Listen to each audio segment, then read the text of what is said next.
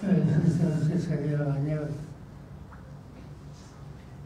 आणि महात्मा ज्योतिबा फुले यांच्या नावानं हे काही वर्ष शैक्षणिक क्षेत्रामध्ये काम करावे हे जाधव आणि त्याचे सगळे सहकारी यांचं निवडणुका दीड 2 महिन्यावर येऊन शकते. लोकसभेची निवडणूक झाली.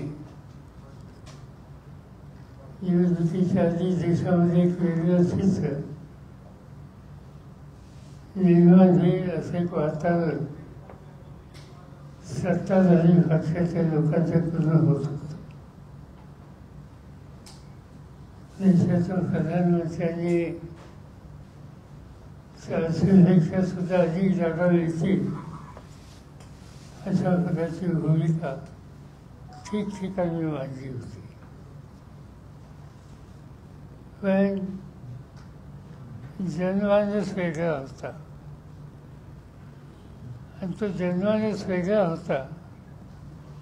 त्याची फजिती मतदान झाल्यानंतर मतमोजणी ज्यावेळी झाली त्यावेळेला झाली.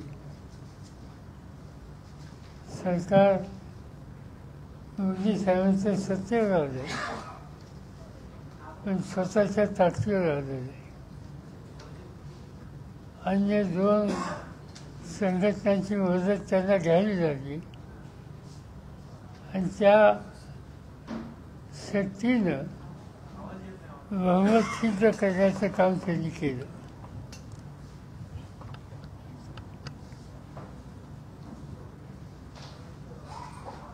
महाराष्ट्रामध्ये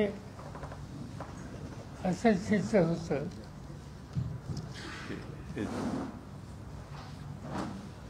तुम्ही बघितलं 5 वर्षापूर्वी जी निवडणूक झाली त्या निवडणुकीमध्ये महाराष्ट्रात राष्ट्रवादी काँग्रेस पक्षाला 4 जागा आणि काँग्रेस पक्षाला फक्त 1 जागा ही स्थिती होती.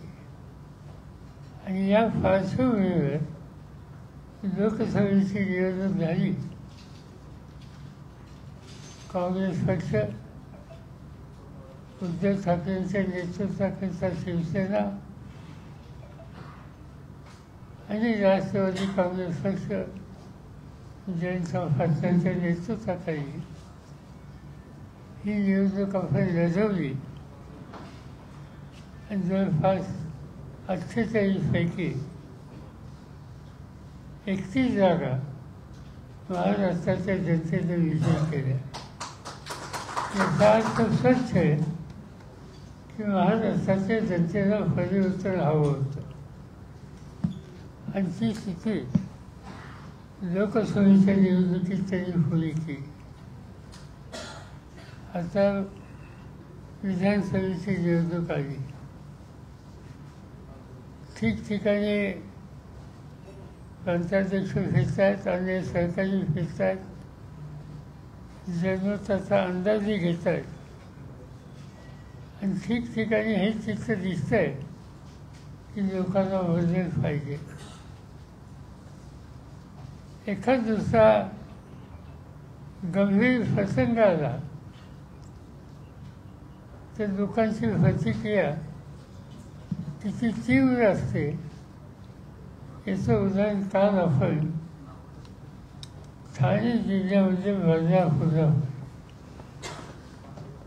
एक दुर्दैवी प्रकार त्या ठिकाणी घडला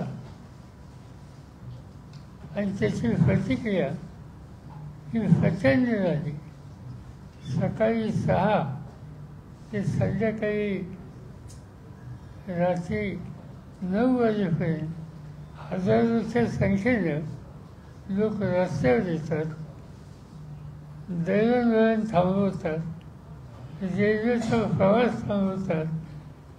याचा अर्थ एकच आहे की लोकांच्यात अस्वस्थता भयंकर आहे आणि सरकारच्याकडून हवं त्या पद्धतीने एखाद्या अन्यायावर लक्ष दिलं गेलं नाही की लोक कसे तीव्र प्रतिक्रिया व्यक्त करतात हे उदाहरण आपण काल बदलापूरच्या माध्यमातून पाहिलं.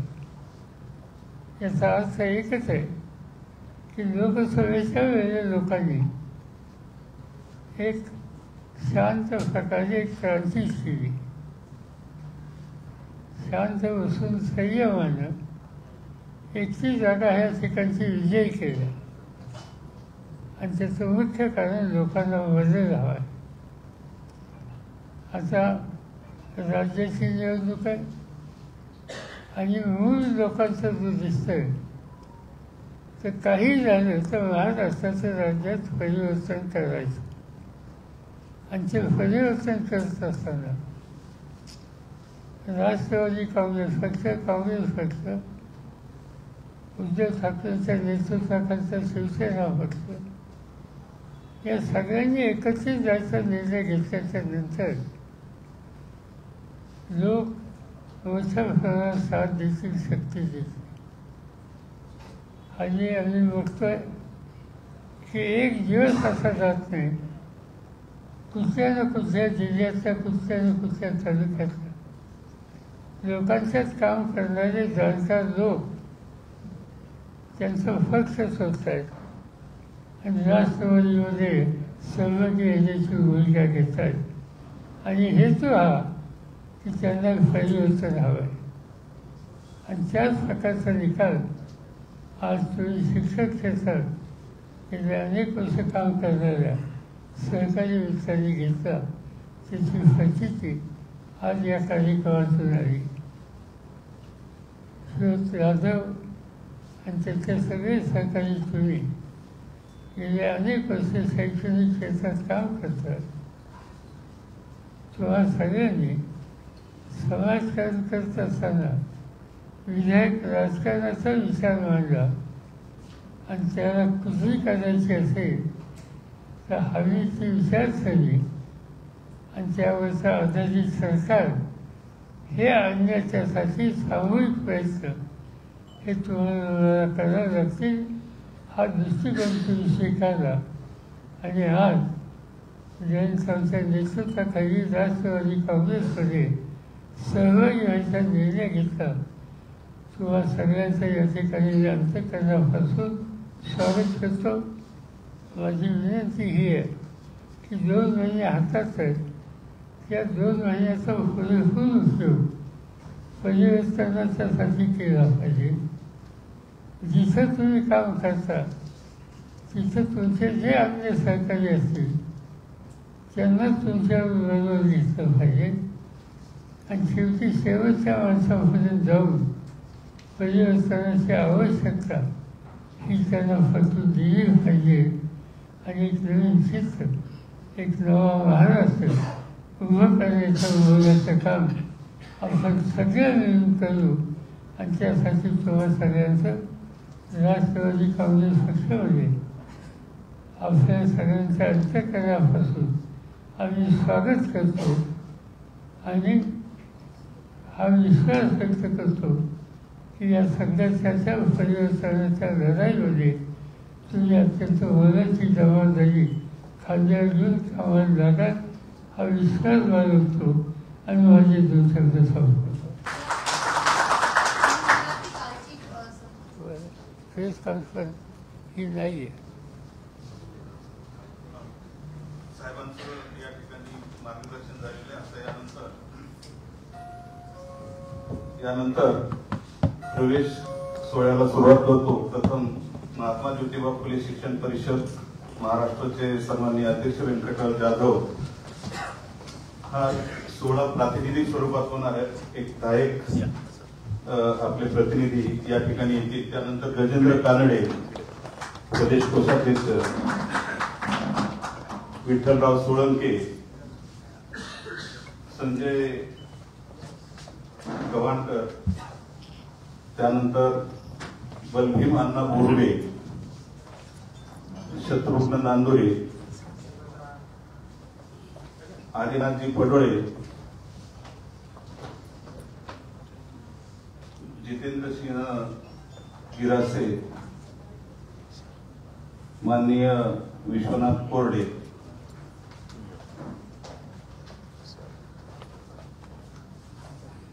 हा फक्त प्रातिनिधिक स्वरूपामध्ये हा प्रवेश या ठिकाणी घेतलेला आहे. विनोद शिंदेंनी पण यावं समोर.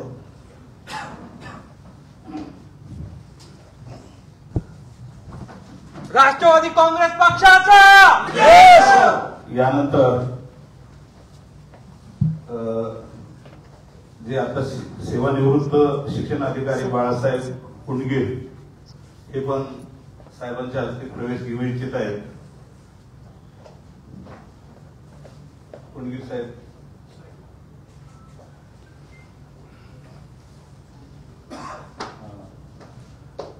गंगाखेड विधानसभा मतदारसंघातून बाळासाहेब कुंडगे हे पण साहेबांच्या हस्ते प्रवेश घेऊ इच्छित आहेत. या प्रवेश सोहळ्याच्या प्रसंगी या ठिकाणी आदरणीय साहेब उपस्थित राहिलेत, पण त्याचबरोबर पक्षाचे प्रांताध्यक्ष आदरणीय जयंतराव पाटील साहेब या ठिकाणी उपस्थित आहेत. त्यांचं आपण आभार मानूया. साहेबांचे तर आभारी आहोतच.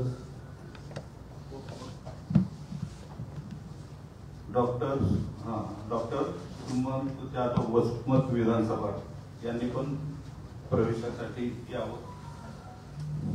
या कार्यक्रमाला आदरणीय साहेबांनी आशीर्वाद दिले.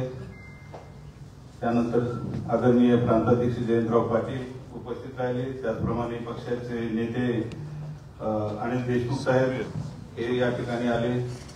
विजयराव गव्हाणे आमचे जिल्हाध्यक्ष या ठिकाणी आले.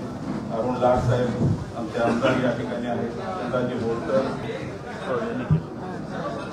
या सर्वांचे या ठिकाणी आभार मानूया. पक्ष प्रवेशाचा कार्यक्रम संपला असे या ठिकाणी मी जाहीर करतो.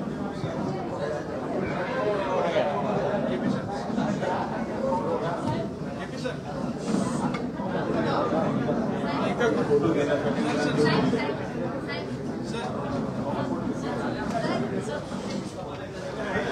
राजकारण, समाजकारण, शेती, उद्योग, गुन्हेगारी यातील नवनवीन घडामोडींसाठी आजच हिंदवी न्यूजला सबस्क्राईब करा आणि बेल आयकॉनवर क्लिक करायला विसरू नका.